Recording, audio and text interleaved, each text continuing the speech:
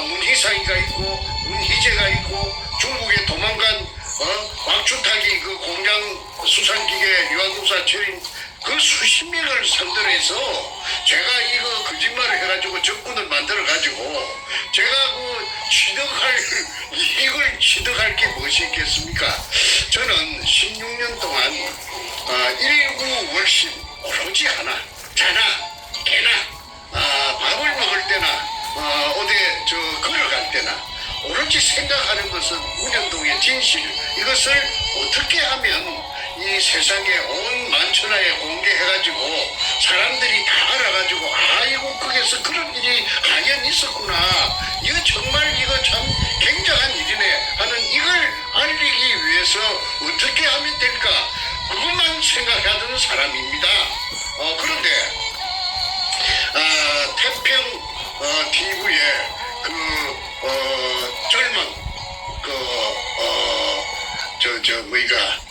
김 교수를 만나가지고 김 교수만이 오로지 진실을 이해하더라고요.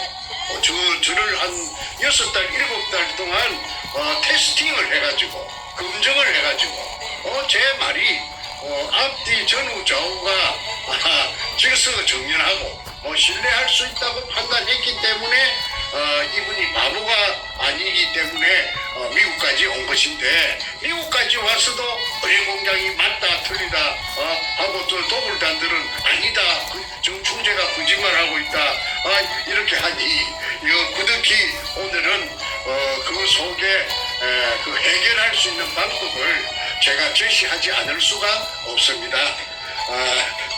여러 시청자 여러분께서도 잘 판단해 주시고, 쟤들은 그 돈이 많아요. 그 도굴된 금을 전부 처분해 가지고 피가 번쩍 해가지고 돈의 위력으로서 무엇이든지 할 수가 있었거든요. 그동안에 대한민국의 돈이면 다 통했거든요. 그러니까 아마 달콤한 사탕을 당근을 좀 주고 매수를 하니까 이 사냥개들이 전부 꼬리를 흔들면서 물라고 달겨드는 그런 형국인데, 잠깐 그거는 별로 제가 개의치 않습니다. 왜냐하면은 저는 모든 진실을 다 알고 있고 또 거기에 관한 그 증거를 다 제가 확보하고 있기 때문에 엊그제 땅을 산 여자 김홍랑, 그 다음에 땅을 사게 해가지고 도구를 했지요. 거기는 의뢰공장이 아니라고 정충재를 막 공격하고 잡아 이어놓고 나서 자기네들은 거기서 땅을 사가지고 그러고 또 하나 말이 난 김에 그 생각이 나네요. 김성태하고 그 다음에 아까 탁종수하고 그 다음에 최상훈이하고 백준엄이하고 있었습니다. 그 사람들 그 외에도 수십 명이 있습니다. 24명인가 25명 도굴단들이 적시된 도굴단들이 있는데, 이 사람들이 서로가 피를 나눈 형제도 아니고 또 학연이라든지 지연이라든지 혈연이라든지 전혀 무관한 사람들인데 단 하나 공통된 점이 있어요. 지금 16년 동안 똘똘 뭉치가지고 일사불란하게 두목 백준음이의 그 지시에 따라서 움직이는 것은 그 매개체가 접착을 할 수 있는 매개체가 문현동의 금입니다. 왜 그러냐면 이 들통나면은 그 애들은 다 죽습니다. 죽는 거나 마찬가지입니다. 특정 범죄 가중처벌법에다가 범죄단체를 만들었으니까 이 징역 전에 제가 말씀드렸죠. 1년 받을 것 같으면 3년 받습니다. 인생 종치입니다. 그러니까 쟤들은 극구 자기네들이 가진 그 달콤한 기득권이 다 날아가 버릴 테니까 지금 결사적으로 이제 발악을 하고 있다고 그렇게 이해를 하셔야 될 것입니다.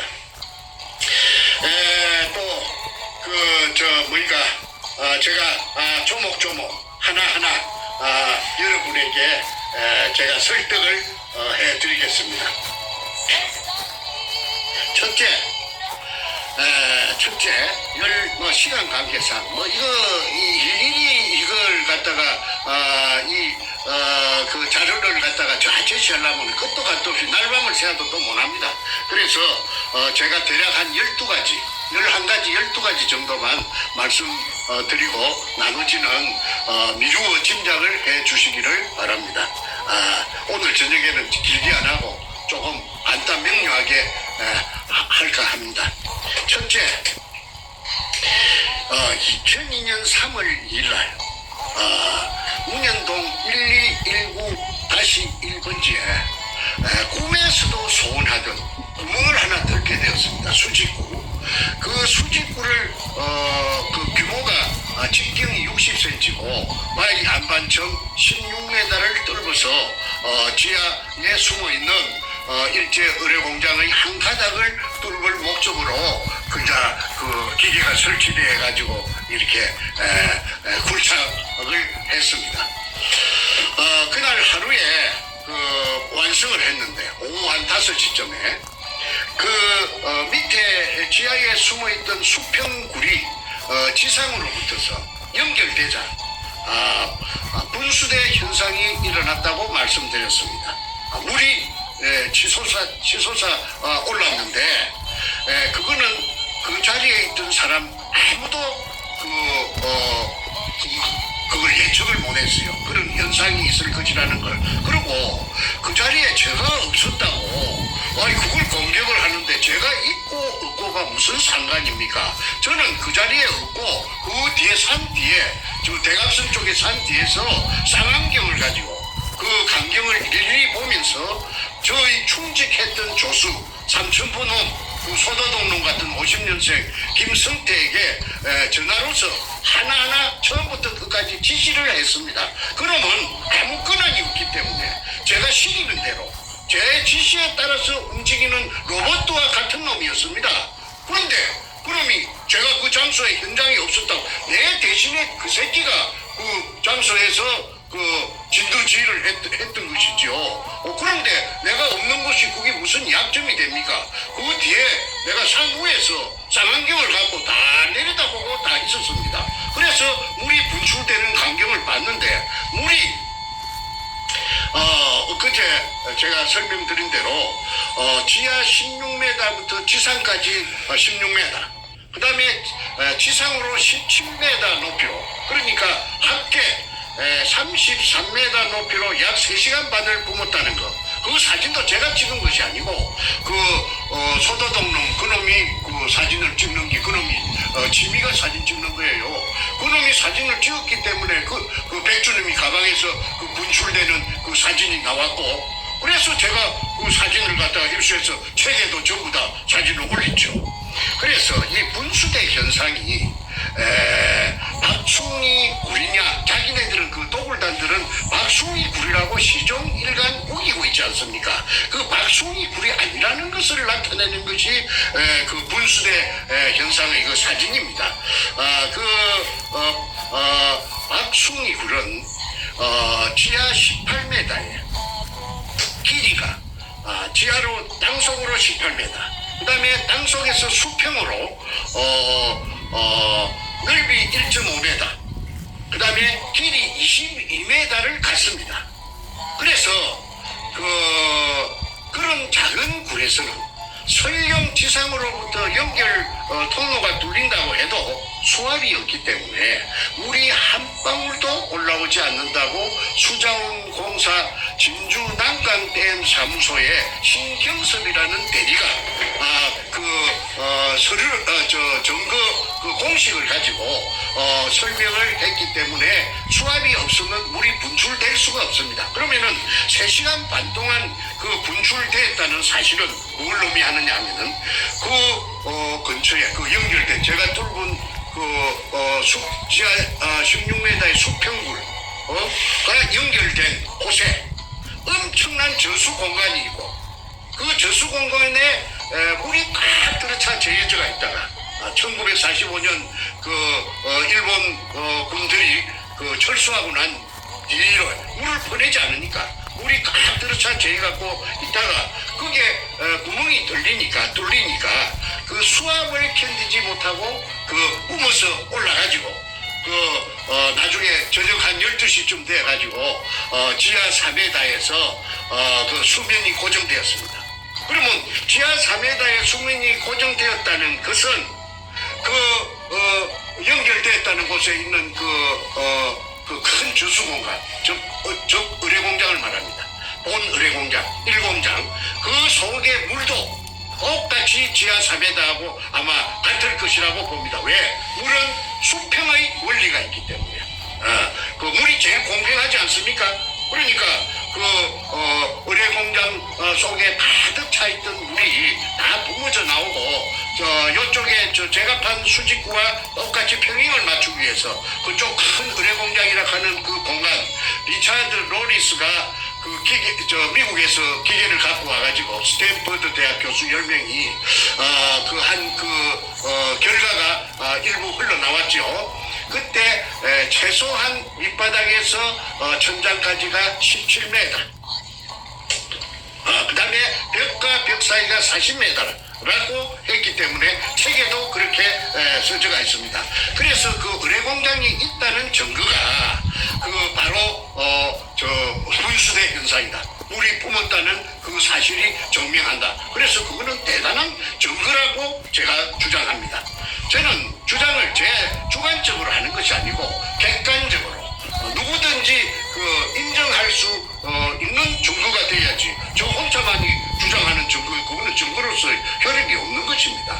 제가 그것 정도는 구분할 수 있는 능력이 있기 때문에 일본의 분수대 현상이라는 그걸 택했습니다. 그 다음에 두 번째, 시간 관계상 더 나열하지 않겠습니다. 하약 발파로 판굴이다.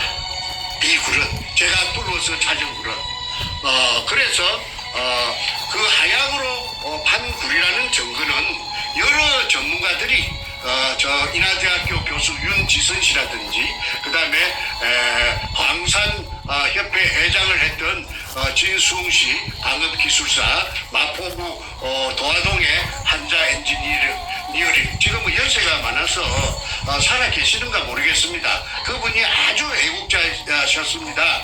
돈도 받지 않고 내가 한국 사람인데 내가 선조들을 유골이 있다 하는데 내가 돈 그거 받으려고 하겠나 해서 부산까지 무료 출장을 가서 정의를 했습니다. 일제 의뢰공장의 한 가닥이라고 했습니다. 그 다음에 또 의뢰공장이라 하는 증거가 뭐냐면 물검사를 하면은 물검사를 제가 정릉에 있는 키스트에 제가 여러 차례 박수웅이라 하는 그분의 심부름으로 내가 정릉에 가면 공짜로 물을 그 당시에 검사해주는 팀이 있었습니다. 왜 그러냐면 의뢰공장에 진실을 찾는다고 하니까 그 사람들이 박사들이 우리 공동의 나라의 일인데 우리가 돈 받겠느냐 해서 저는 이제 물통에 물 들고 가서 심부름만 했습니다. 그게 보면은 18가지 중금속이 나옵니다.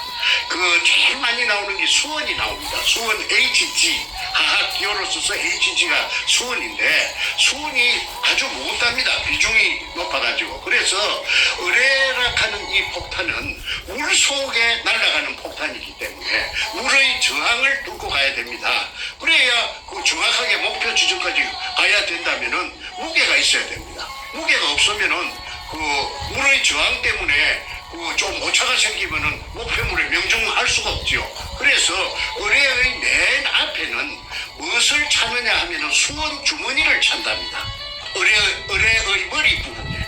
그래서 의뢰의 머리 부분에 수원을 차기 때문에 육상에서 공중을 뚫고 날아가는 폭탄에는 수원이 들어가지 않는다고 해요. 바다에서는 의뢰에만 수원이 들어간다고 합니다. 그러면은 수원이라는 게 맹독성인데 기체도 되고 액체도 되는데 이 수원이 중독돼 가지고 박수웅 씨의 인부 세 사람이 그래갖고 죽을 뻔 몰사 죽음을 할 뻔했다는 말을 제가 앞전에 방송에서 한번 말한 기억이 있습니다. 그래서 수원이 물속에 많은 분량인데 지금 제가 기억하던데 0.05 ppm이라고 내가 기억이 됩니다. 0.051인가 그렇게 기억이 되는데 그거는 어려운 거 없습니다. 물을 채취해가지고 물을 지하 공간 속에서 채취했다는 그 사실만 확인 인정이 되면은 물을 갔다가 물 검사하는 기간에 그 공인된 기간에 가서 물 검사를 해보면은 18가지 의뢰 만드는 재료, 니켈, 크롬, 망강, 그다음에 그 여러 가지 의뢰 만드는데 18가지 중금속이 들어간답니다. 그거는 장보고함이라는 그 해군의 잠수함 정장을 통해서 제가 다 알아냈다고 책에 황금백합 책에 작전 책에 제가 기술해 놓은 것이 있기 때문에 생략하겠습니다. 그래서 질문이 있습니다. 네. 대한민국 지하에 있는 지하수 중에 네. 수은 검출되는 게 이게 흔하지 않은 일인가요? 제가 대답해도 됩니까? 말씀하십시오. 네. 수원이라는 것은 그야말로 맹독성이랍니다. 가스를 마셔도 그냥 한 3모금 마시면 적사해 버리고 수온이 포함된 물을 마시면은 어떻게 되느냐면 이따이 병이라고 그 일본 동경만에 그 일본에서 그 이따이란 말을 아이야 아이고 아이야 하는 그 소리가 아마 일본말로 이따이 뭐인데 그런 식으로서 아주 그냥 인체에 치명적으로 해로운 것이 수온인데 이 수온이 검출되는 예는 제가 알고 있기로는 한국에서 대한민국의 지하수에서 검출된 예는 없었다. 그거는 확실합니다. 그거는 물 검사하는 전문가들한테 알아봐도 제 말이 틀림없다는 것을 알 수 있어요. 그게 만약에 한국의 그 국토 지하에서 그 수온이 나온다면은 사람들 다 죽지요. 그런데 부산 문현동 지하에 나오는 물은 수온이 이제 비로소 제가 공개하는데 엄청난 양이 굉장히 진한 양이 포함되어 있다고 봅니다. 그 다음에 그러니까 구분하는 거는 간단합니다. 공인된 사람들이 전부 다 모여가지고 진상 규명위원회도 좋고 조사위원회도 좋고 전문가들이 해가지고 그 밑에서 물 채취하면 됩니다. 물 채취해가지고 딴 데서 수돗물 받아온 그 물 말고 그쪽에서 지하에서 나왔다고 인정되는 물 받아가지고 한 통 받아가지고 5리터 6리터 받아가지고 부산 쪽에 말고 공인된 기관에 그거는 공개하면 안 됩니다. 그거는 미리 말하면 안 됩니다. 짜고 할 수가 있으니까. 그러니까 봉을 해가지고 물과 뚜껑을 봉을 해가지고 그 당시에 적석에서 어디 짝짝꿍 될 틈이 없이 공인된 기관에 보내면은 수온이 있다 없다는 당장의 리트마스 시험지 같은 것을 하면은 당장에 할 수 있다고 합니다. 그런데 나머지 자세한 의뢰 만드는 재료 18가지 수온을 포함해서 그거는 한 며칠 걸려야 되겠죠? 그러면은 공인된 기관에서 장이 직인을 찍어가지고 나오면 그거는 틀림없는 겁니다. 그러면 판가름 나버립니다. 우리 공장이다 아니다 나버립니다. 시비할 거 없습니다. 그런데 도굴단들이 물 채취를 몇 번 하려고 시도했는데 틈을 주지 않았어요. 접근할 수가 없었어요. 그래서 지금까지 못한 것이 굉장히 아쉬웠는데 이번 기회에 이 시청자 여러분께 급소를 제가 지금 말씀드렸습니다. HG 물건 사는데 무슨 돈이 많이 드는 것도 아니고 무슨 시간이 많이 걸리는 것도 아니고 노력이 많이 드는 것도 아니고 할 수 있는 의지만 있다면은 의료공장이 아니라고 나타낸다면은 자기네들도 해방돼야 될 거 아닙니까? 덤터기 썼다고 억울하다고 하니까 물을 공인된 물을 갖다가 5리터 6리터만 채취할 수 있도록 해주면 돼요. 그러면은 하루 이틀 새에 당장 답이 나옵니다. 자, 그다음에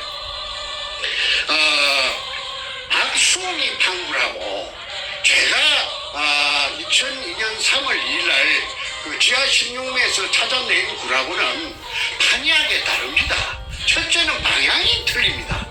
제가 찾은 물은 바로 그 제가 뚫었던 데가 막장이었어요. 막장은 이 뒤쪽으로는 없다 이 말입니다. 갈 수가 없어요.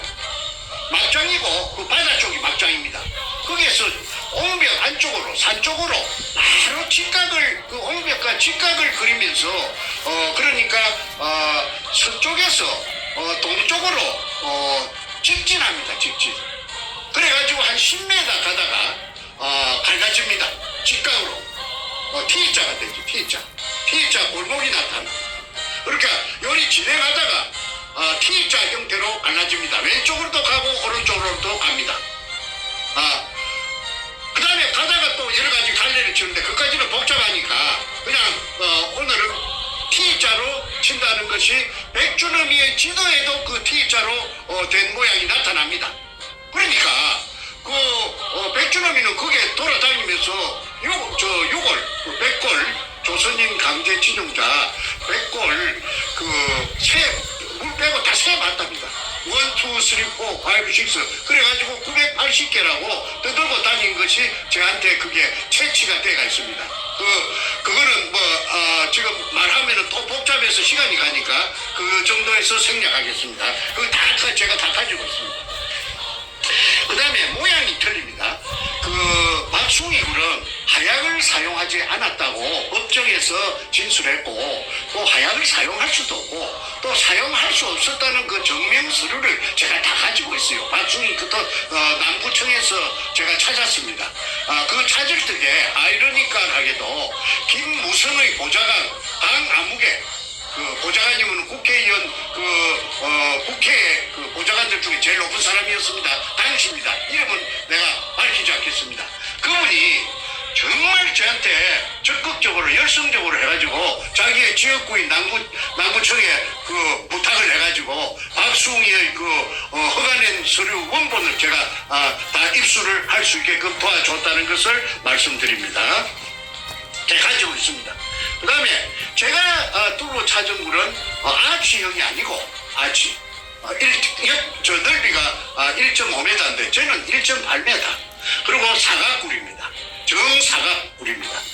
가로가 1.8m 세로가 1.8m 사각굴입니다. 그런데 육군사관학교 아까 탄약고 담당이라든지 그 지하굴 전문가들을 다 알아봤더니 군대에서는 통로라든지 또는 그 창고 보관할 적에 무슨 중요한 물건 같은 것을 보관할 적에 항상 이 사이즈를 쓴다고 했죠. 그 다음에 전에 엊그제 내가 말씀드렸죠. 그 내셔널 지오그래픽에서 금 같은 것을 숨길 때는 꼭 이 사이즈를 쓴다. 왜냐? 지각 변동이나 지진이 나도 절대 굴의 형태가 허물어지거나 변형되지 않는다고 해서 이 사이즈를 쓴다고 말했는데 백주님이 만든 의뢰공장 도면에 보면은 문현동 의뢰공장 도면에 보면은 당장 저와 똑같은 제가 찾은 굴 아까 10m 가면 T자로 갈라진다고 했죠. 그 10m 가면 T자를 갈라지는 그 10m 굴이 당장 3개인가 4개인가 보입니다. 거기에 옆에 쫄쫄이 일정한 간격을 두고 늘을 수가 있습니다. 그런데 그 속에들도 다 금이 들었든지 그거는 제가 들었다 안 들었다 제가 지금 한 번도 제가 그거는 제가 모르니까 제가 뚫은 굴이 아니니까 제가 금이 있었다 안 있었다 내가 그런 거는 한 번도 뜯은 적이 없습니다. 그런데 솔직히 말하자면은 거기에도 금이 들어있을 개연성이 충분합니다. 그것도 똑같이 그 도면에 그리 나타났기 때문에 그 다음에 모양이 아치형이고 사각형이고 틀리다. 그 다음에 길이는 아까 박숭이 굴은 재판하면서 나타났는데 전체가 22m였다. 수평굴의 길이가. 그런데 저는 그 도굴단들 도면에 보면은 수십 킬로가 되지요. 그런데 이제 막아놨어.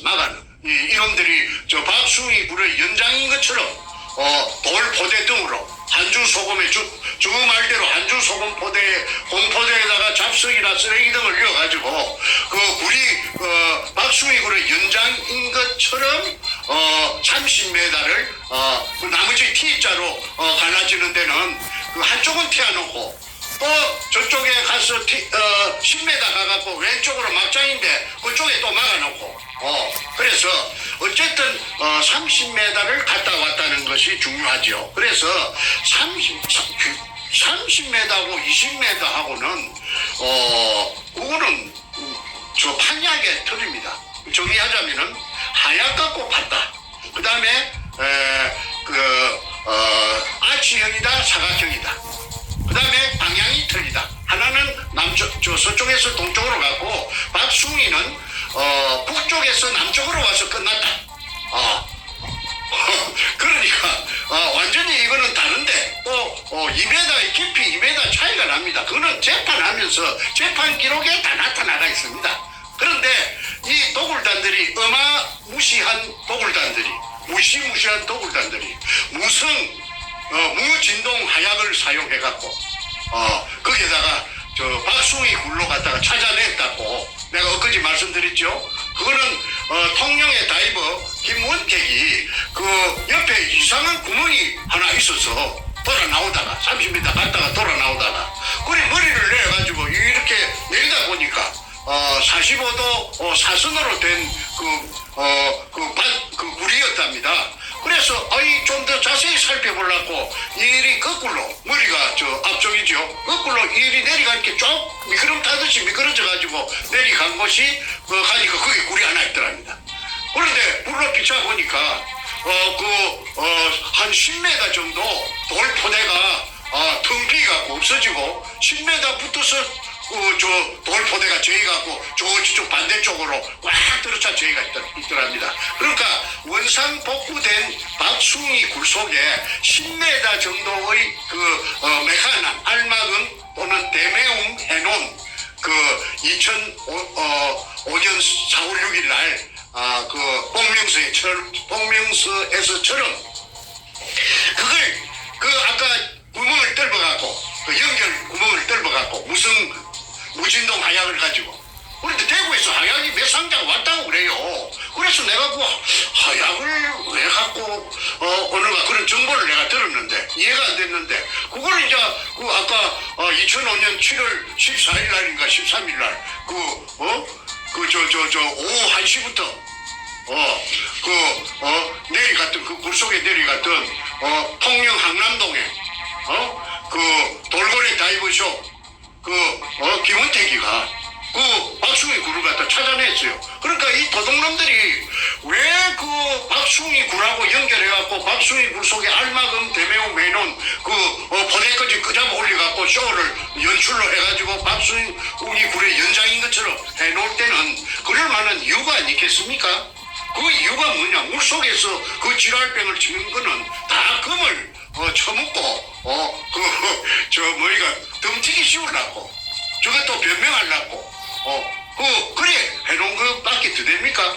충분히 또 그래 할 놈들입니다. 그놈들이 얼마나 금을 보니까 눈가리가 희뜩 비비지겠습니까? 무슨 짓이든지 다 합니다. 근데 사람도 며칠 찍있는가도 몰라요. 나중에 수사가 진행되면은 저거 팬끼리도 찍이 쓸 수도 다 있다고 봅니다.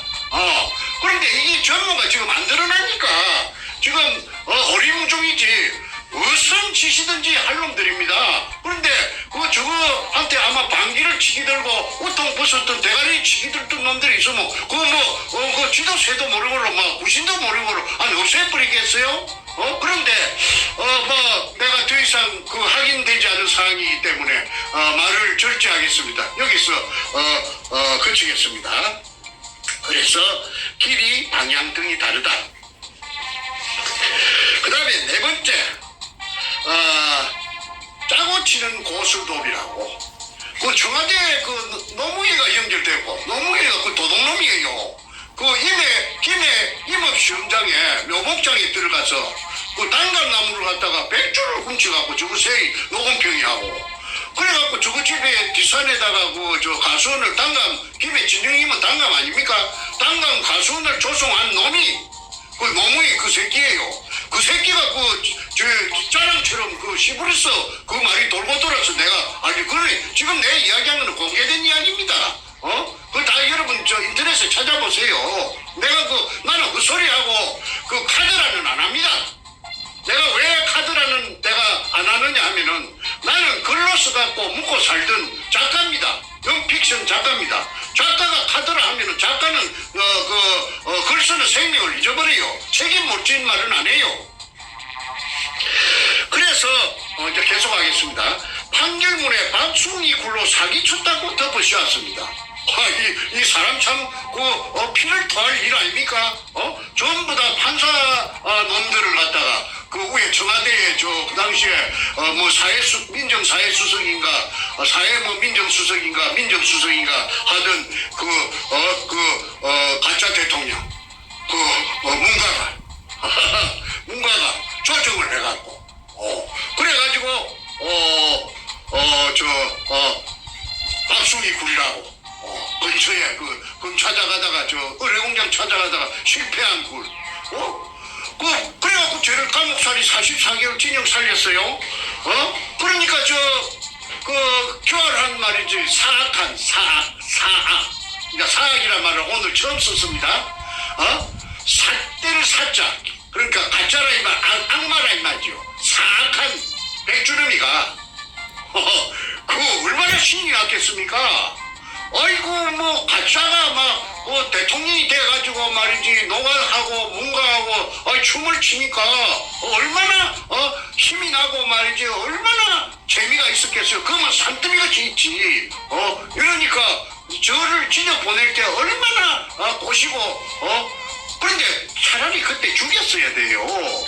감옥에서 병사로 위장하든지 그냥 해갖고 죽였어야 지금 이런 지옥을 맛보지 않을 것입니다. 그런데 제가 명이 길어서 안 죽었습니다. 그래 지금 살아가고 있기 때문에 제가 이렇게 폭로하는 것입니다. 제가 여기서 한마디 드릴까요? 네. 우리 정 선생님의 그 방송을 보시는 수많은 우리 국민들이 네. 정 선생님께서 살아온 인생을 보면은 분명히 이미 죽임을 당해도 몇 번을 죽임 당할 뿐인데 지금도 살아있음은 첫 번째는 이 대한민국의 이 위기 상황에 문재인이를 끌어내리는 결정적 증인으로서 활동하기 위해서 살아남으심이고 두 번째 정생님 본인도 정말 지혜롭게 본인을 잘 보호하셨고 또 마지막으로 우리 또 하나님 믿는 신앙인들은 하나님께서 정생님 보호하셔서 대한민국 구하는 귀한 일에 쓰임받으시는 분이라고 이렇게 코멘트를 하십니다. 예, 그리 됐으면 좋겠습니다. 근데 저는 제가 그렇게 자만이 높은 사람도 아니겠고 제가 쟤는 낮은 언덕인가 높은 산인가 강인가 바다인가도 모르고 제가 이렇게 살아온 것이 그냥 현재에 이르는 겁니다. 감사합니다. 이제 또 다시 시작하겠습니다. 네, 다음 부분 말씀해 주시죠. 예. 그래서 제 이 억울함이 뒤늦게 부산대학교 철학과 교수를 33년 하다가 노무현이 가족에게 정확하게 말해서 그 아들에게 또는 노무현이 누나의 사이 정재호라는 법무법인 부산 그놈 아주 교활하고 더러운 놈입니다. 내가 그놈한테 한번 당한 적이 있는데 그가 복마전이에요. 그런데 그 이야기는 주제에서 좀 벗어나기 때문에 다음 기회에 내가 하기로 하고 정재성이라 하는 교활한 아주 또 미꾸라지같이 생긴 변호사 호러 새끼 언젠가는 그놈의 새끼 내한테 한번 걸렸으면은 내가 그때 그 새끼한테 당한 치욕을 내가 한번 갚아줄깁니다. 그래서 그 새끼하고 노력하는 노무현 새끼하고 같이 짝짝꿍을 해가지고 부산대학교 철학과 최우원 교수를 고소를 했어요. 가재물을 대학원생한테 가재물을 갖다가 노무현이 전자개표로서 부정선거로 당선됐다는 그런 내용을 가재물로 내줬는데 그것을 작발 대학원생 한 놈이 신문사에 갖다가 발라가지고 그 신문에 기사가 조그만하게 났어요. 나도 봤어요. 그런데 그걸 그것 때문에 그 징역 뭐 6개월에 집행유예 몇 년 받은 것이 부산대학 교수가 공무원이니까 그게 파면이 된 거 아닙니까? 33년 동안 그 학자적인 그 직업을 쉽게 말해 그만 바통을 교수 바통을 그만 날라가 버린 겁니다. 그래서 최우훈 교수가 아스팔트로 내몰린 거 아닙니까? 최우훈 교수가 그 책을 읽어보니까 황금 백합작전 책을 내가 한 번 줬는데 읽어보니까 그 기가 안 차니까 남구청에 민원실에 자기 발로 찾아가서 그 박숭이 굴에 대해서 남은 근거가 뭐 있는 서류가 뭐 좀 남은 게 있는가 한번 찾아주시오 했더니 그 담당 창구 직원이 컴퓨터를 다다닥 두드리니까 여기 있네요. 그것을 찾아낸 게 복명서입니다. 그 복명서에는 그 사진하고 사진 두 장하고 박숭이 굴 없어졌다는 언제 없어졌는가? 2005년 4월 6일 날 알마금 대매움. 그것을 내가 알마금 대매움이라는 문자를 내가 배웠어요. 굴 속을 텅 비게 놔주는 게 아니고 알로 막는다. 알로 막는다. 그게 알마금 팠던 군형을 다시 메운다. 그래서 대매움. 그래서 뻥 툴린 채 놔두는 것이 아니고 그렇게 착착 흙이나 돌로서 알로 막아가지고 그 빈 공간이 없도록 그렇게 해서 원상복구를 한다는 말입니다. 그 원상복구가 되었다는 증명서가 바로 복명서입니다. 그래서 그 우리 없어진 날짜가 2005년 4월 6일 날 없어졌다고 담당 공무원이 출장 가서 확인하고 복명한 것을 그 서류를 복명서를 찾아냈는데 내가 그걸 보니까 참 허탈하더라고. 그걸 진작 그 찾았으면은 내한테 그 진역을 때릴 수가 있겠습니까? 없는 굴에 없어진 굴에는 공간이 없다 이 말입니다. 공간이 전혀 없는 굴에 가지고 무슨 일본 굴이니 뭐 사기를 치니 그게 가당한 일입니까? 그러니까 정작 없어진 굴로 가지고 내한테 똥바가지를 덮어 씌운 겁니다. 박숭이 굴은 없어졌는데 내가 몰랐죠. 나는 그런 걸 내가 너무 굴이 박숭이 굴에 내가 일단은 전에 투자는 좀 했지만은 그쪽하고는 끝이 났기 때문에 내가 관심이 있겠습니까? 그런데 그 근처에 공교롭게도 그 근처에 와가지고 있던 박숭이 구리를 핑계거리로 삼아가지고 나를 바로 딸딸딸 말아버린 겁니다. 그런데 그 말아도 어느 정도는 그 돼야 되지. 생으로 그냥 날로 그만 사시미를 친 겁니다. 이거 절모르고 사시미 당한 겁니다. 내가. 그래가지고 44개월이라는 긴 기간 동안에 감옥 속에서 눈물을 흘렸죠요.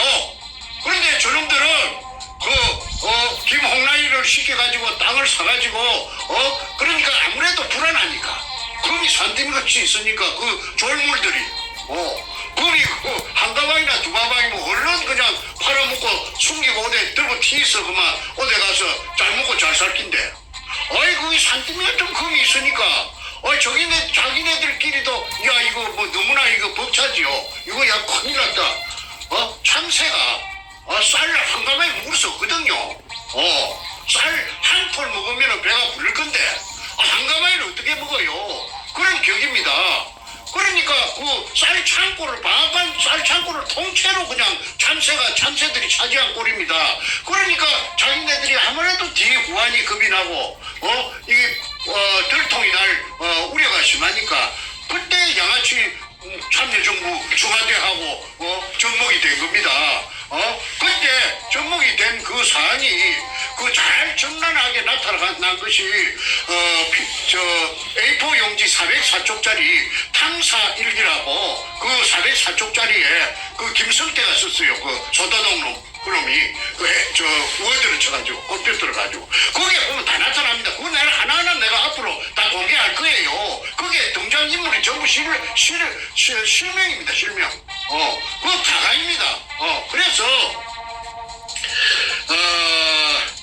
이게 끝끝내 오리발을 내는 것이 이제 저거는 말을 바꾸면 안 되니까 죽어도 감옥으로 안으로 쳐 들어가더라고 해도 박충희 굴이라고 우기겠지요.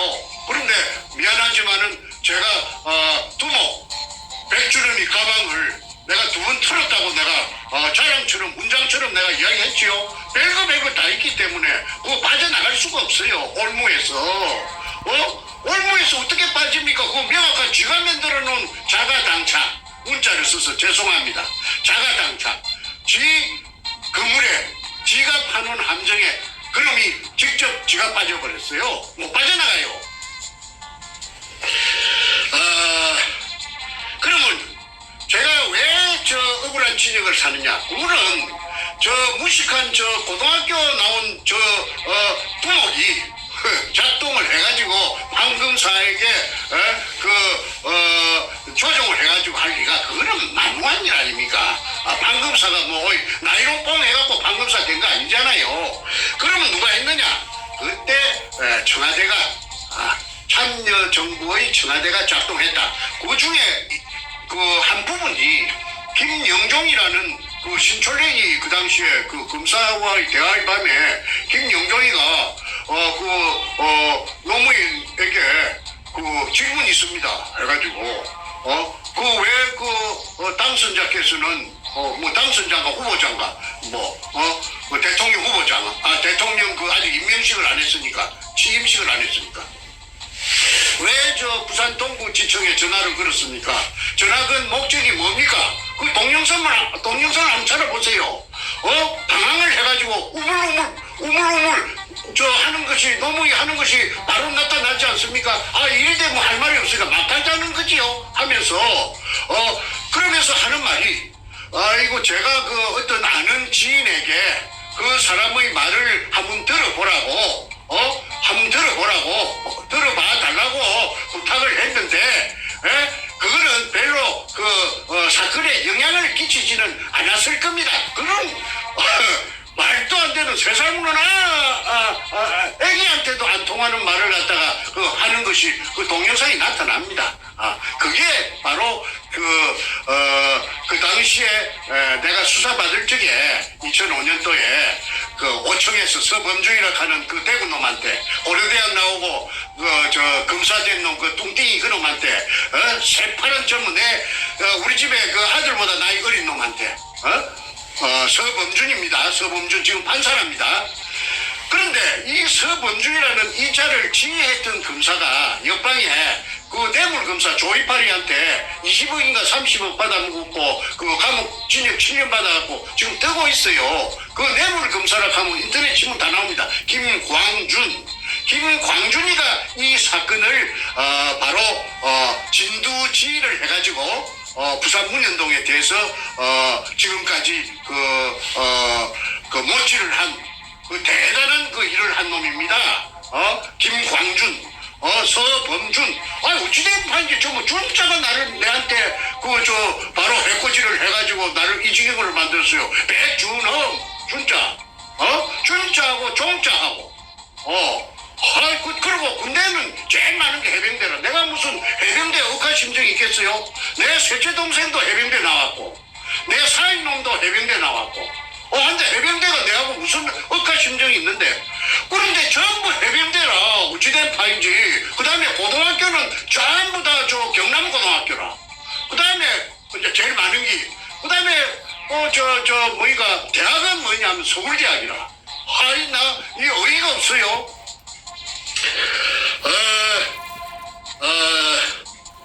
당시의 청와대가 정확하게 말해서 노무현이가 문재인에게 지시하여 그래서 작동해서 검사 판사에게 압력을 이어가지고 해유를 하고 조정을 하고 당근을 묵을래 채찍을 맞을래 해가지고 공갈을 치고 해가지고 억울한 재수를 만들고 문현동의 금도구를 덮었던 것입니다.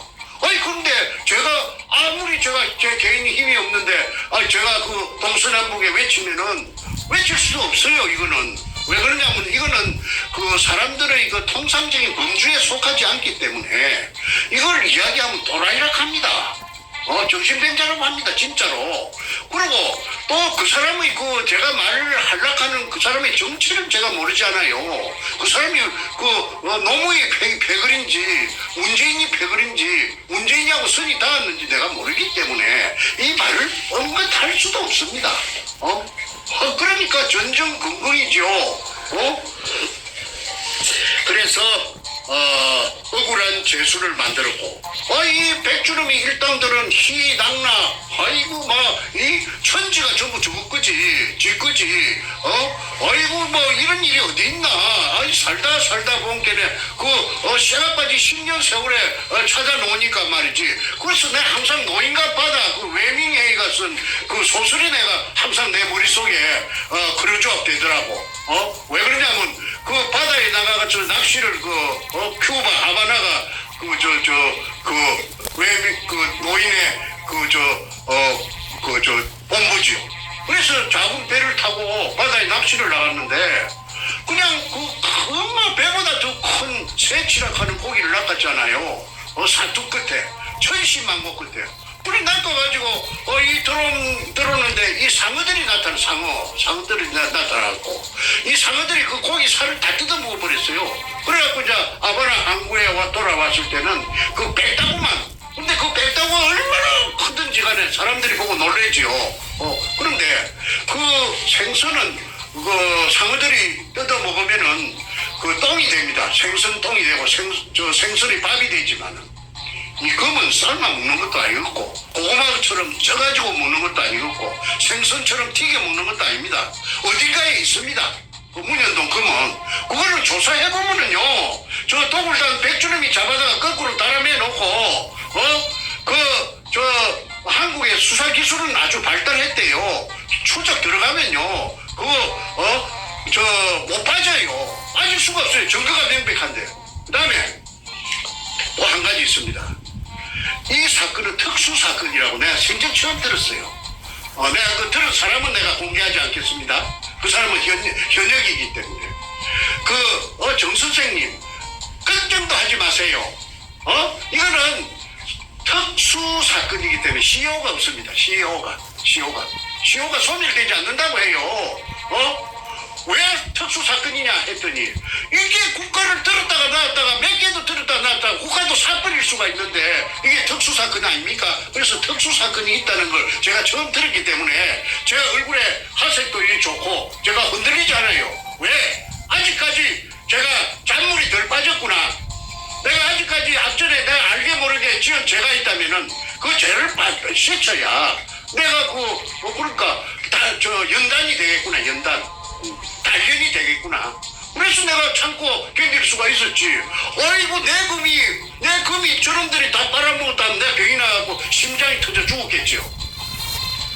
자, 그래서 결론은 원상복구되어서 알마금 대매운대가 없어진 걸로 가지고 사기쳤다는 것은 굉장한 아이러니입니다.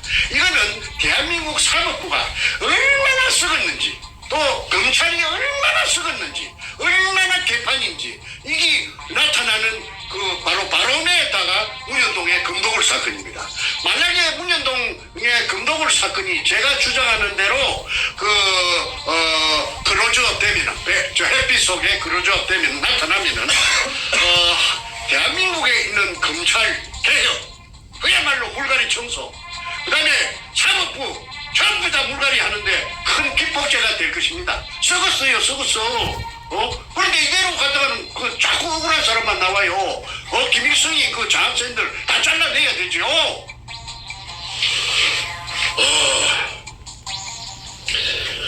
땅속에 재어져 있던 산더미 같은 금을 이름충 일본식 한자 항토색 마다리 포대 속에 도구를 담가 갈라먹기 청와대 참여정부하고 갈라먹기 유함이 만천하에 드러났는데도 만천하에 드러났죠. 내가 정보를 다 갖고 있으니까.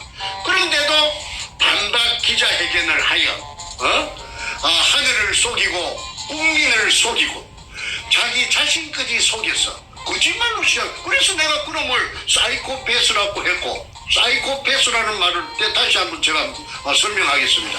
도덕적 불감증. 어떤 것이 옳고 어떤 것이 선하고 어떤 것이 악한 걸 구분 못하는 놈이 백주름이 그놈이에요. 그래서 사이코패스라고 했지. 괜히 그 제가 악담하기 위해서 국민들한테 모함하기 위해서 한 말이 아닙니다. 그러면 선과 악을 구분 못하고 지가 하면은 선한 것이고 남의 상대가 하는 것은 전부 악이고 자기의 적군은. 그래서 내로남불이라고 제가 말씀드렸죠. 어느 역사에, 인류 역사에 어느 나라의 군주가, 어느 나라의 절대 최고 권력자가 일개 그 작품도 못하는 쓰레기 같은 범죄단을 하고 접목이 되어서 갈라먹고 억울한 사람을 갖다가 그 감옥 속에 처박아 버리는. 필리핀에도 한 건 있었어요. 이런 건이. 필리핀에 있는 거는 그게 이제 야마시타 골드입니다. 사람들은 뭣도 모르고 한국에도 야마시타, 한국에는 야마시타 골드의 그 사정권이 아닙니다. 나와바리가 아닙니다. 일본말 써서 미안합니다. 필리핀에 그 로베르토 록사스라 하는 영감이 한 몇 년 걸려가지고 그 야마시타 골드를 찾아냈는데 마르코스가 지금 말게 울컥했어요. 그래가지고 이 영감이 한 2년 반인가 옥살이를 하다가 그래 이제 어느 날 석방이라고 해서 나왔어요. 그래가지고 자꾸 마르코스가 도망간 망명간 그 저 하와이까지 찾아가서 재판을 했지 않습니까? 그게 저 한국의 언론에 난 걸 제가 봤습니다. 저한테는 그게 큰 힘이 그 당시에 됐죠. 그래서 이 로베르토 록사스가 필리핀 영감이 그랬다면 정충재는 한국의 제2의 로베르토 록사스 같은 사람입니다. 앞으로 이제 이게 나타납니다. 제가 죽어도 나타납니다. 이거는. 제가 명의 잘라 죽더라도 이건 나타납니다. 왜? 태평 TV에서 한 30번 이걸 봤기 때문에 이거는 덮을 수가 없어요. 사람들이 이제 많은 사람이 알았기 때문에 이거는 나타나는 거는 시간 문제입니다.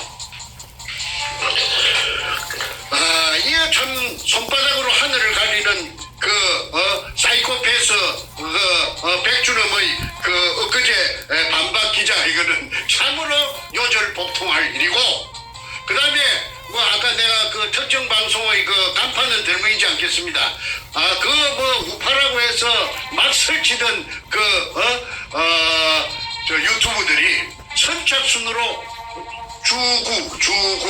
주구 사냥개가 되어가지고 언제 쥐가 저것들이 언제 문현동을 알았다고 옳다 그르다 맞다 틀리다 왕왕 짓고 있어. 그거는 코미디입니다.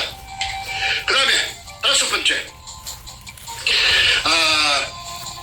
사이코패스 백준엽이에게 하는 질문입니다. Why? 왜?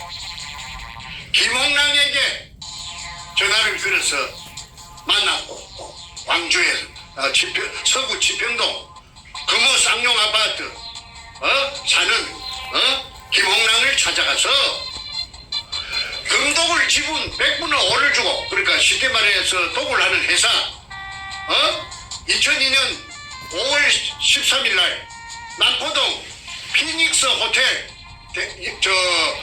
에서 결성한 제 주주총회 회사를 띄웠지. 그게 도굴 회사입니다. 도굴 범죄단체입니다. 그 도굴단들이, 저를 고소한 도굴단들이 이게 밝혀지면 전부 그 범죄단이 됩니다. 범단. 죄수들이, 전과자들이 제일 무서워하는 게 범단입니다. 100분의 5%를 주고, 100분의 5를 주고, 그래 100분의 5를 주는 대신에 땅을 사라. 현장 근창 근처에 땅을 사라.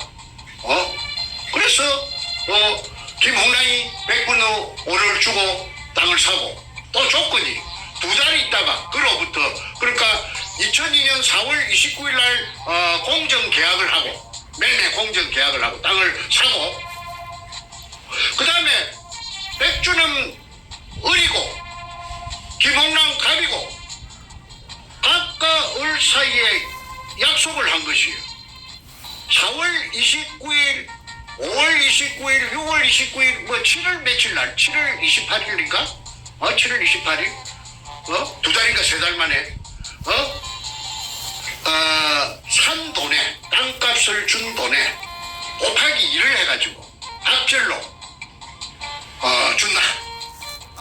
그 김홍랑이 준다. 그 다음에, 땅을 산 대가가 백분오다. 그러니까 김홍랑은 옥 묻고 알 묻고 도랑치고 가재 잡고 금독을 지분 100분오도 묻고 땅값도 예를 들어서 10억을 줬다면은 3달 만에 또 10억을 버려갖고 20억을 함께 원래 땅 살 때 10억하고 또 보태기 10억 그렇게 고스란히 앉아서 이래서 김홍랑이가 오색 떡을 저 벤츠 자동차에다가 싣고 가서 인부들 라이언처리를 비롯해서 막 인부들이 그 떡을 묻고 큰 굴 찾았다고 난리를 춤을 치고 난리를 지었다는 것이 그 일기장 속에 고스란히 나타나가 있습니다. 참 영화가 되면은 여러분 재미있겠죠? 그런 문가가 잘 쓰는 어투를 한번 흉내내 봤습니다. 김홍랑이라는 사람, 땅을 산 사람, 경기도 광주 아파트에 살고 있던 사람이, 경기도가 아니고, 전라도 광주, 죄송합니다. 전라도 광주에서 지평동 살던 사람이, 뜬금없이, 부산 문현장에 나타나서 땅을 산 거, 이게 앞뒤가 안 맞지 않습니까? 그러니까 전라도 광주 여자라고 해가지고 부산에 땅을 사지 말란 법은 없지요. 우리 한국에. 그런데 그 금이 없었다면은 그 여자가 굳이 그 흠이진 그곳에 백주름이 말을 듣고 땅을 살 리가 만무하죠. 김홍랑의 개인적인 신분을 파악해 보니까 그 죽은 김대중이의 기공사 안마해주는 거지. 기공사가 아마도 김대중이 아니고 김대중이 각시. 늙은 할망구 이휘호. 이휘호의 기공사. 그렇지. 이휘호의 기공사. 그렇지. 그러면 김대중, 이휘호, 노무현, 문재인은 다 한 통속 아닙니까?